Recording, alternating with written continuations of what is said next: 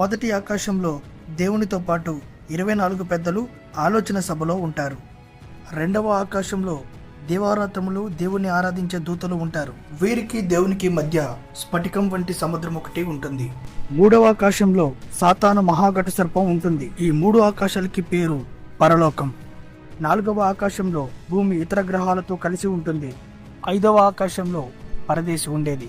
ఆ పరదేశికి పక్కనే పాతాళం అనబడే స్థలం ఉంటుంది. పాపములు చేసిన వారు అక్కడ ఉంటారు. ఈ రెండింటికి మధ్యలో ఒక బిలం ఉంటుంది. దాన్ని దాటి ఎవరు కూడా వెళ్ళలేరు. యేసుక్రీస్తు సిలువలో మరణించిన తరువాత భూమి కింద ఉన్న పరదేశకు వెళ్ళినప్పుడు ఆ పరదేశం అంతా కూడా 3వ ఆకాశానికి ఆరోహణమైంది. మిఖాయేలుతో అంతిమ యుద్ధం జరిగినప్పుడు ఆ మహాఘట సర్పమైన సాతాను అతని అనుచరులు అందరూ కూడా భూమి మీదకి త్రోసివేయబడతారు. ఆ సమయంలోనే సిద్ధపడిన సంఘం 3వ ఆకాశానికి ఆరోహణమవుతుంది. 6వ ఆకాశంలో పాపం చేసి శిక్ష అనుభవిస్తున్న దూతల సమూహం యొక్క చెర ఉంటుంది. దాని పక్కనే అంతులేని అగాధం ఒకటి ఉంటుంది. దానిలో అనేక మంది దూతలు పడవేయబడతారు. 7వ ఆకాశంలో నిత్యం అగ్నితో మండుతూ ఉన్న నరకం ఉంటుంది. ఈ 3 స్థలాలు కలిపి నరకమే.